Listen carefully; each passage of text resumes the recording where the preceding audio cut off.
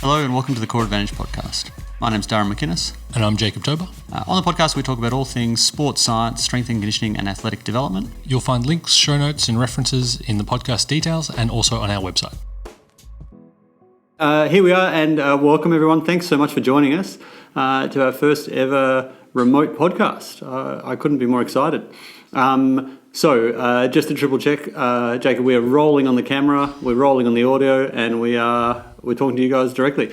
How this is going to work is if you guys have questions and you want to interrupt us, why not be in this? No point being in this meeting if we can't be agile. So let's try that. We'll see what we can do. Unless it gets a little hectic, like the sports psych sessions. We'll see how we go. So Jacob, you've gone missing. Where are you? I'm just getting the light set up. Just getting the light better. Okay. There we go. That's better. Just making sure both cameras have got good lighting on them. Yeah, good. So, firstly, let's chat about what's been going on the last. It's been like 4 months since we've done a podcast. This is so astonishing. We thought we'd just take a little break over summer, and then some events intervened. Yeah, I'm a little embarrassed about that. First thing though, thing zero. We've got to do 4 checks. I'm recording audio and camera. Are you recording both audio and camera? Yes, the camera has a red light that's flashing, and the GarageBand has bits that are jumping up and down when I talk. So we are good. Happy days. All right. Yep. Just wanted to triple check that. It'd be nothing worse than doing this and having a handful of people see it live, and then no one be able to see it in the podcast. The only thing that gives me alarm is because I'm colorblind. I look at it and I can't tell whether it's the right colors. But I figured the fact that the thing's jumping up and down the whole time tells me that it's good. You should see a timer on GarageBand. I believe you'll see seconds counting up as well, so that's a good thing. In the middle top of the screen.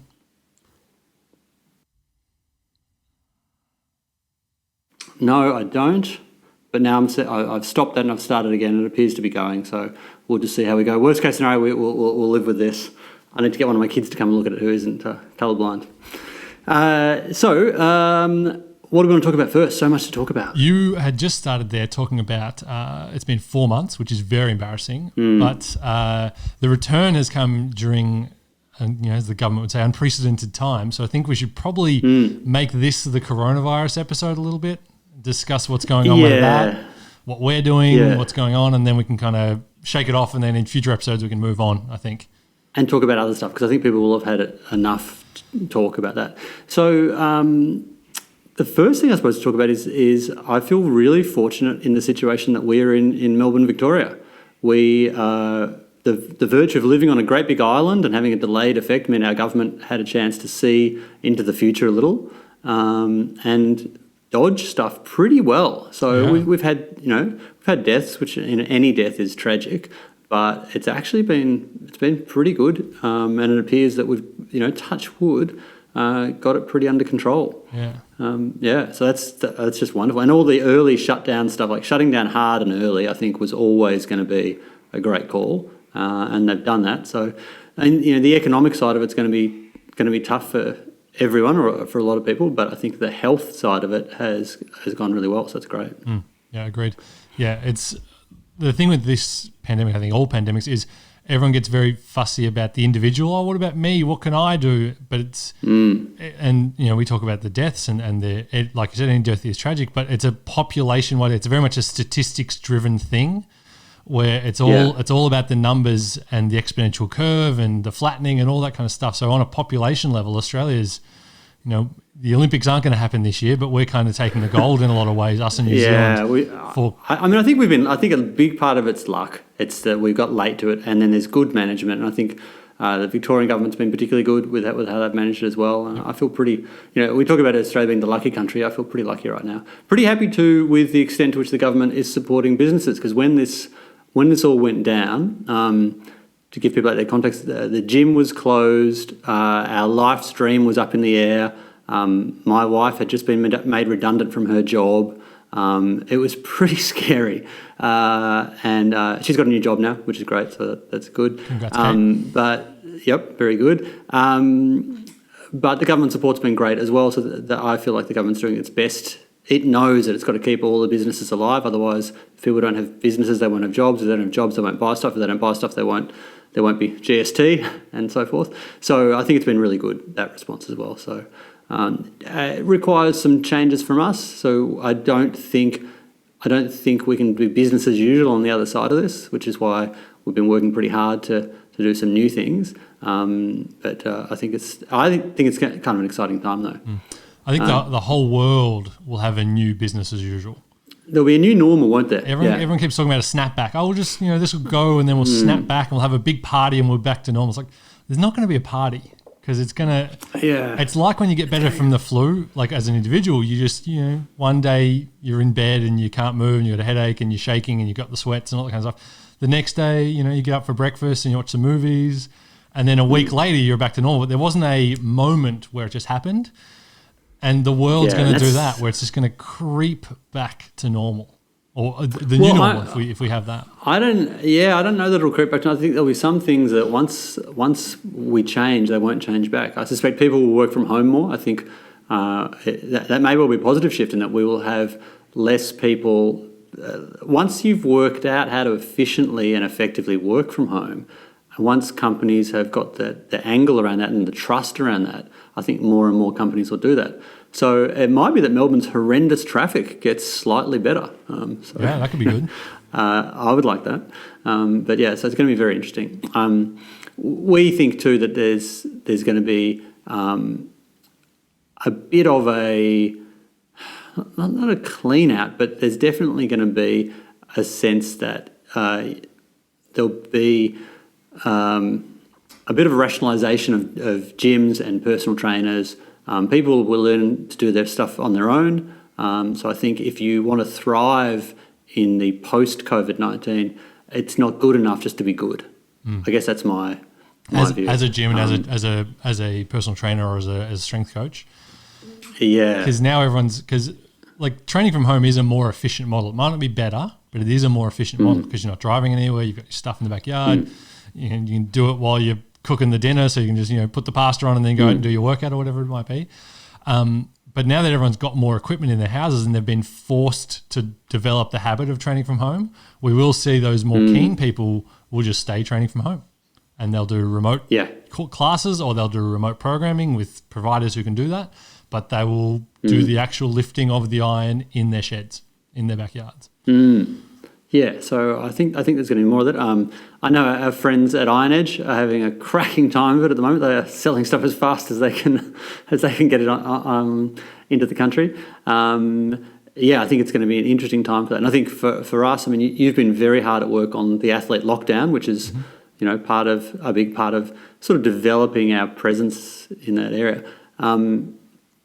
What's the subscribers for that now? How many people? Should we talk about the athlete lockdown a little bit? So we'll go back to the start where it actually all started. It was, just as you were describing before, everything got shut down, everything was closed. Who knows what's going to happen? Are we going to be here till Christmas? No one really knew what was going to happen.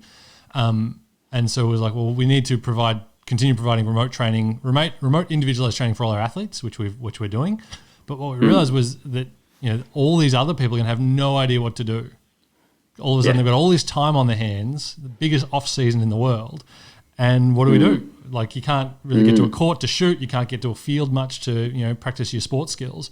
So you need to be doing something, and the perfect thing you can do is doing S&C stuff at home. And so the athlete lockdown is basically completely body weight, and can be done in 2 square meters of space. You don't need much room to do it. And it's a daily workout. So you get a workout every single day that you can do from your house, and it's periodized and it's programmed. So it's a progressive thing. So, next week's workouts will be slightly harder than this week's workouts. It's not just random boot camp stuff kind of thrown in there.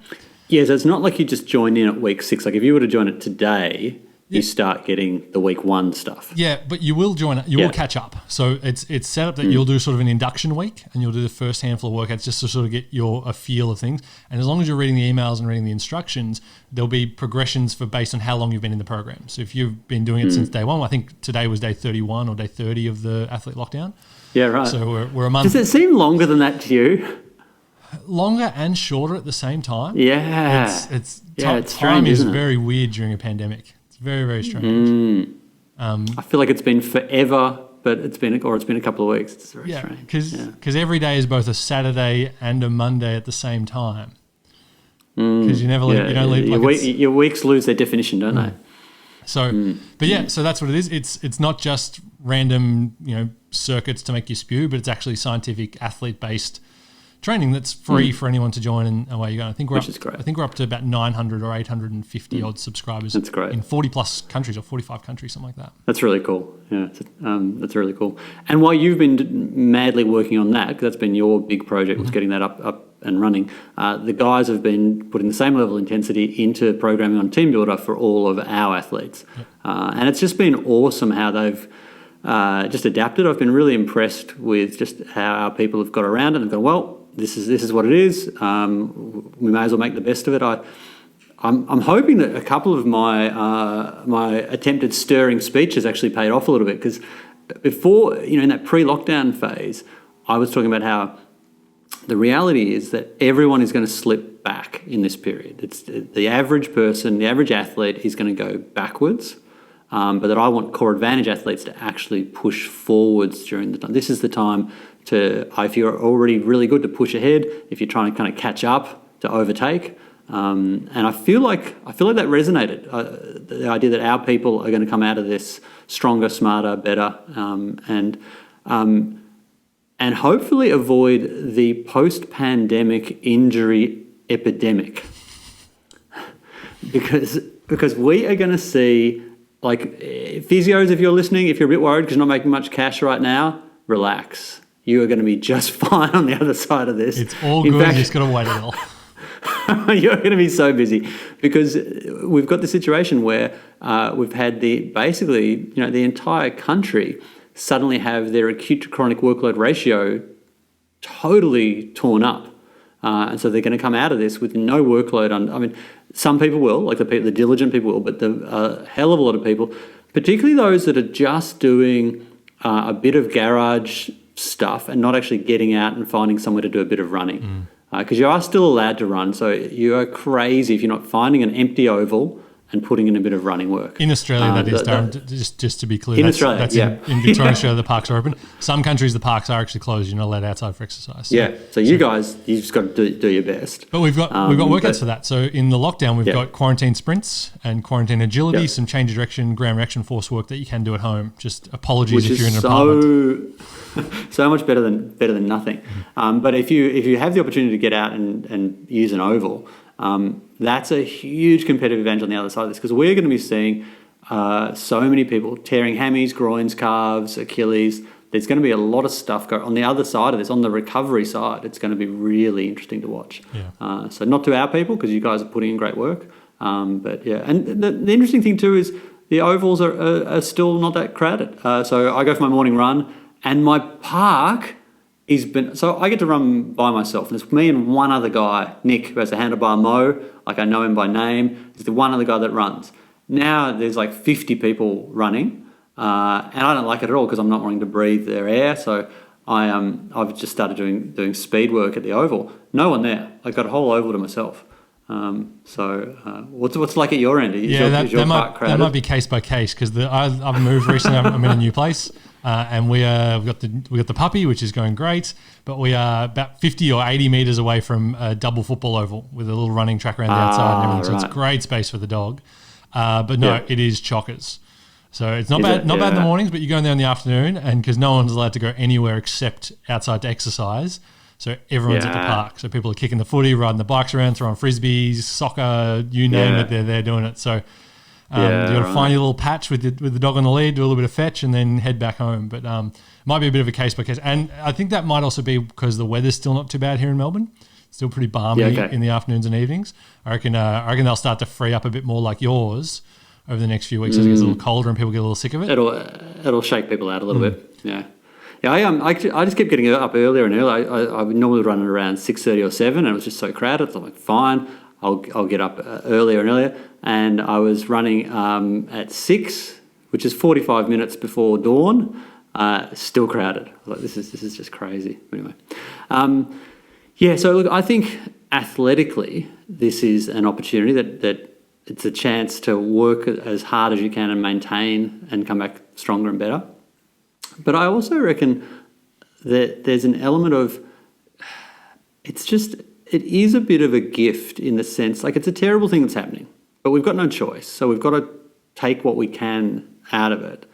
And to me, the positive within the negative is that it's this time to just reflect on what you're doing, how you're approaching kind of everything you do. It's a really good time to just reflect on, okay, am I doing the things I want to be doing? Am I doing the things the way I want to be doing them? And can I improve? Like for us as a business, we've taken real stock of what we're doing.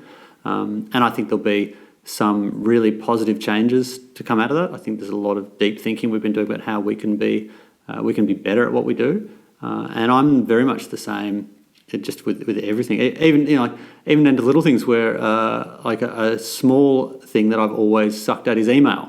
Because my email inbox has been, and I was like, this is just ridiculous. There's two people in the world. So there's Jacobs who have inbox 0 twice a day, every day. And then you're not alone. I know plenty of people who are in the Durham case. It's not like it's just exclusive your own, but there's Durhams who have subscriptions to this and this much junk here and 10,000 of that. It's like, how did you get to that? There's my OCD hates that big number that's not 0. Yeah, well, so what I did is I did Command A. I took my entire inbox and dumped it. I declared email bankruptcy. I just Chapter said, 11. Chapter 11 of email. I just took them all and I put them in a different mailbox, which I'm sorting out. And so I gave myself an instantaneous inbox 0. Because what I realised is, for me anyway, it's easier to defend inbox 0 than attack inbox 8,000. And so what I just did was start doing that, and every second thing that came through, I'm like, unsubscribe. Good man. And I'm loving it. Good man. Yeah. So, I think it's a chance to just kind of clean house physically, economically, metaphorically. Like you can just get your stuff how you want it to be. And I mean, a classic was just that time to think about it. I came to you the other day and I was just thinking about my lack of written social media.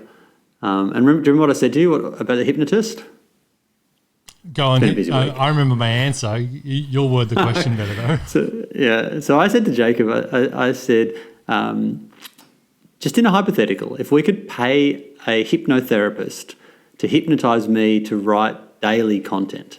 Because we kind of worked out that was the thing the business is missing is good, consistent written content about sports science. Yeah, and I have lots of thoughts, but I just have never, put the pedal to the metal on them in the written sense, because it pushes a few buttons for me, and makes me feel a little bit stressed about doing it. And I said to you, if we had a hypnotherapist and we could pay them and they would make that change, how much would you pay them? And your answer was, I would shut the business down for 6 months if that bought us you doing that. Yeah, I'd keep the gym closed for another 6 months after the pandemic for you to actually be able to write consistently. Just to write consistently.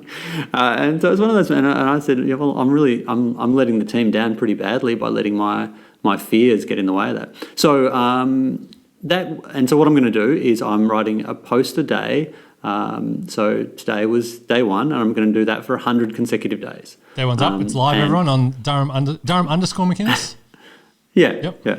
And they may not be good, but they're going to get done. And I suspect over time they will get better. But yeah, I would not have probably got to that point had it. I'd like to think I would have, but I wouldn't have had we not had this situation where it's kind of down tools and you've got time to think about things. So that's a positive for us. And I reckon there's going to be the same for most people. There'll be stuff they can think about and do that's going to be helpful from that point of view.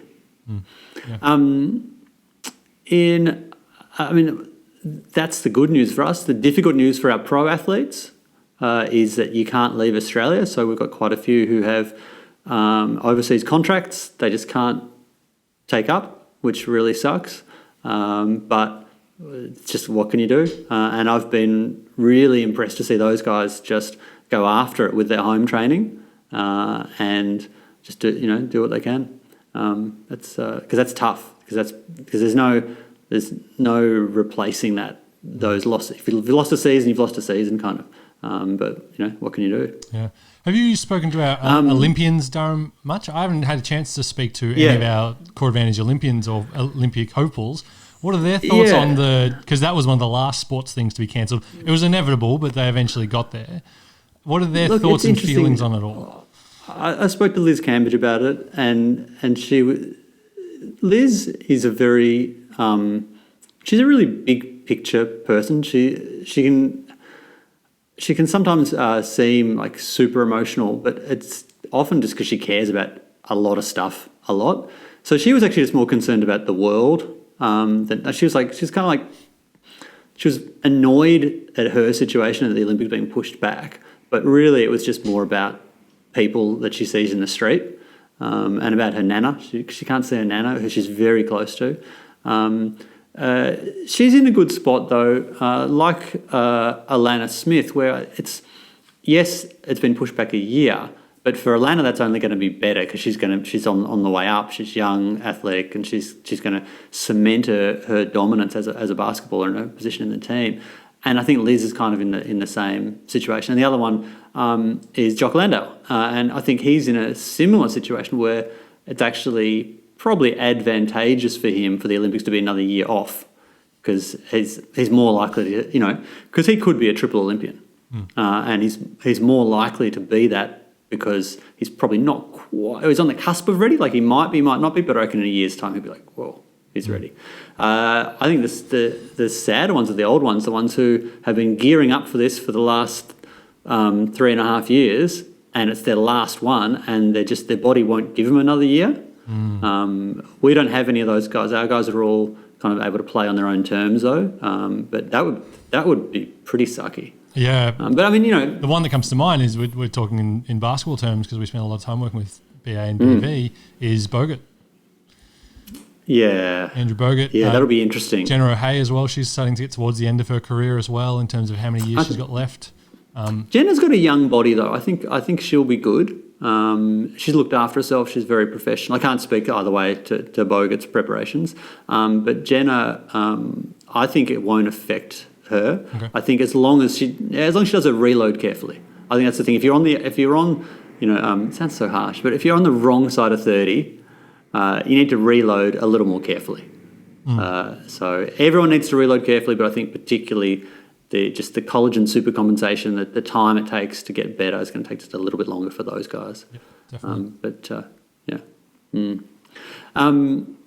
So have we had any questions? I've been so busy talking. Has anyone asked us any questions? Emil waved before. Hi, Emil. Hey, Emil. No, I'm not seeing any. I'm scrolling through. I'm not seeing any questions. Just a bunch of joins, some people waves, listening.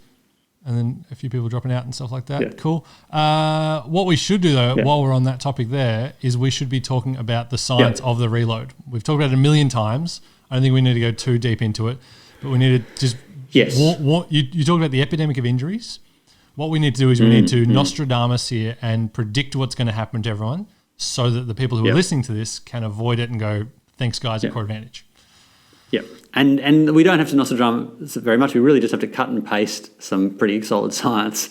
And so the thing is that we build up, and when we do exercise, when you do any exercise, it's a dose of damage, and we build up a tolerance and adaptation to that damage. So if I go for a 2K run, then my body adapts, the muscles, tendons, ligaments and bones adapt to that stress, and they get ever so slightly stronger than they were if I hadn't gone for that 2K run. And we talk about that as being, the supercompensation curve, the idea being that you have a bit of attack and then your body swings back up. If you do nothing, it'll go back to its baseline. But if you apply another dose of damage, it'll swing up and up and up. And so it's just that fact that everyone's missing that stimulus, or a lot of people are missing that stimulus. So even if you're doing everything perfectly, you're still going to be at an elevated risk on that reload because there's nothing that quite mimics the stresses of the game that you play, the stresses of the sport that you play. So I think, it's put as much work in to maximise your base as you can, and as much specific work as well. I was driving to work yesterday, and I saw an AFL women's player running along Dandenong Road, like the opposite direction that I happen to know. And I won't name him, but she was doing what looked to me to be a slow 5K jog. And I was like, That's actually not what you want to be. Maybe she's doing that just for mental space, in which case, cool, whatever. But there's that temptation to do that long, slow distance base work too much, and you've got to put the high speed stuff in. Yeah, because it's the lack of exposure to high speed running is going to be the killer. The long distance stuff it's easy to settle into it. It's easy just to say, I'm going for a run, and just go out and just run until you're bored or run until you're tired, and then you go home. It's like, yeah, I've covered this many kilometers. But in your sport, you don't win or lose contests. You don't achieve success by just going in, at a steady, constant pace. So you need to be mimicking that stop-start, acceleration, deceleration, change of direction loads, the random stress on your body that sport puts. You need to be mimicking that so that it is ready for said random stress when you return. Yeah, you've just got to be putting that in. And use our app, the Core Advantage Interval Time. I think that's a great resource for that. Just put in work that mimics the game as much as you can. I think that's going to stand people in pretty good stead. Yep. Game fit, repeat sprints, any of that kind of stuff. The home agility routines are on the athlete lockdown now as well. They're pretty good too, that you can do in your backyard. Yeah, and it's not rocket science. It's just space it out. Like do a really hard session. If you did a hard running session on Monday, then do a light core session, or I don't know if you're a basketball, ball handling, or if you're a footy player, some craft work, some skills work, whatever it might be, and then do maybe a moderate session on Wednesday, then a harder on Thursday. Just undulate the load. Like try to get three decent high speed sessions in a week is ideal, and then 1 or 2 sort of supplementary cardios, 2 to 3 lifts, because I think you should probably lift more often, because you're probably not going to be lifting as intensely unless you've got a lot of access to weights. So doing that's going to be a great way to go. We've been having sessions. So we've got a session coming up with Dr. Dominic Kondo for nutrition. We've got that coming up next week. Workshops, which would be a great one on Wednesday. The workshop, which is really good, Wednesday. And one about basically how to not snack so badly when you're stuck at home all day, and another one about performance nutrition. We've also been doing the sports psych sessions with Gavin Freeman, sports psychologist, and that's been really interesting. I was chatting next one with Gavin is on Monday, I believe. On Monday. Next one with Gavin on Monday. And Monday, Arvo, we've got special guest Maddie Garrick joining us, WNBL superstar, 3-on-3 superstar. She's going to come along on our live. She's a gate crashing coach. So she's going to come along on Monday. And we're going to chat about what she's been up to. But I was chatting to her last week, and it was really interesting because she's a very motivated, diligent, professional athlete. Like, she is full on. But even she said, I just had about a month where I just was like, ugh, and really didn't do that much. But then she's picked herself back up, and she's back hard at it. But afterwards I was kind of like, wow, if Maddie Garrick is struggling for motivation, then, holy hell, how is everyone else doing? So I think it's good to see role models like that are struggling and know that everyone's doing it a little bit tough. So we'll chat to her about that as well. Cool, yeah. Because I think part of it's about not being too hard on yourself, like allowing I think we've had our time to sook about it a bit and be stressed about it, and now it's time, okay, well, we're settling in, let's do this well. If we're going to do this, it's like, if you're going to do this time, like doing time in prison, turn it to your advantage. The fiction book I'm reading at the moment is very good. It's got a quote, do your time before your time does you. I thought that was a good one. Yeah. I read a biography of Malcolm X, famous political activist, and he was in jail for a long time, and basically put himself through. He was on a very bad path prior to being in jail, and he basically put himself through uni via books. Just use that time to his advantage. So I think there's a lot you can do. Particularly reading books. I'm going to be starting pushing on my Insta a bit more books you should read as well, because it is there's so many great books that you can be diving into at the moment. So nice. All right. Anything else? I feel like we've covered a bunch of stuff. Yeah. We should talk a little bit more about the specifics of those events that we've got coming up. So the nutrition ones with Dom, there's 2. First one is next Wednesday at 4:30 p.m. It's free for everyone, so no matter who you are, you can come along. You will need to sign up for it, though, so that we can send the Zoom link to the right people. So you'll need to register just via a name and email form on our website. It's on our Instagram, so if you just go to our Instagram and then click on the link in our bio, it'll bring it up. I think it's the top one there. You just click on that button that says Pandemic Nutrition Seminar or something like that. And there's 2 of those. So there's one next week, and then there's one 2 weeks after that as well. So it'll be one and then another fortnight on that one. And then Gav with the Sports Psych, he's on Monday afternoon as well, I think, Durham, is that correct? Mm-hmm. Yep, Monday at 5 o'clock. Monday at 5, you're dying there with your water. 5 o'clock Monday. We need to get that link sent out to everyone as well. So we'll send that out maybe tomorrow over the weekend with a little reminder on Monday afternoon before the event. So that one will be open for everyone as well. So everyone can come along. It's by Zoom, the world's favourite software right now, and away we go. Yeah, awesome. And look, just in closing, can I just say a quick thanks? I have received so many really lovely messages of support. We've had a lot of people who've been with us for a long time, and as soon as we close, just emailed us saying, we're still with you. You've trained us for this long. We want to be with you on the other side of this, and we really can't express adequately how much that means to all of us. It's just great. So, and just lovely messages. So I can't wait to see everyone on the other side of this as well. So,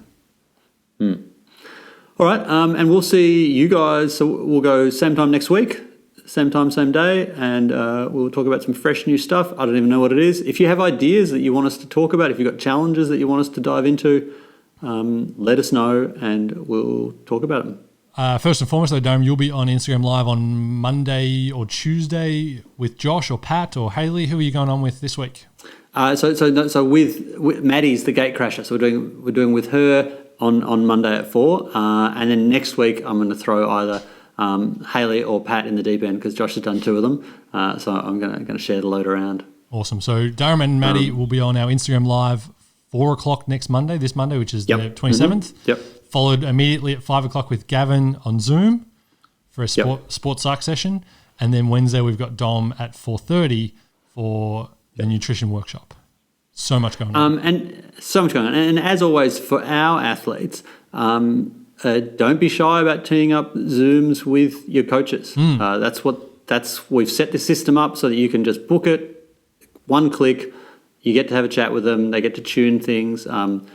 Please use that. They want to hear from you. They want to be able to help. So don't be shy with that one. Yeah, exactly. One of the big tricky thing for a lot of personal trainers and coaches out there is still creating value for your clients and still staying in contact and maintaining that dialect and that sort of open-ended conversational sense that you have with your coaching. So yeah, digital's nowhere near as good, but it's so much better than radio silence.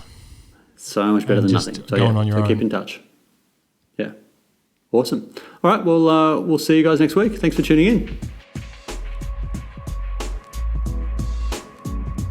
And before you go, hear from some of our alumni about our career transforming course, the online mentorship. Learn more about how you can join at our website.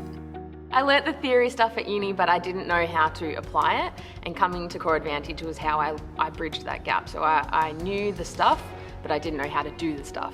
It was something that I needed to do personally for my own development, and it's allowed me to work in elite sport for now 5 years. So it was a massive help.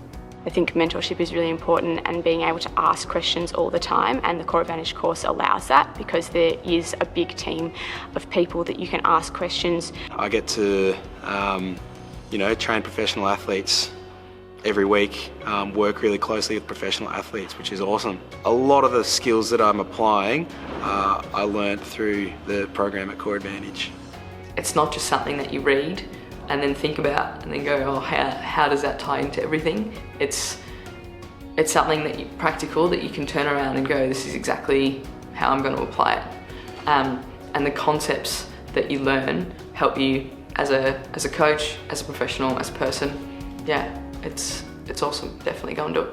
To sign up for the online mentorship, head to coreadvantage.training/mentorship.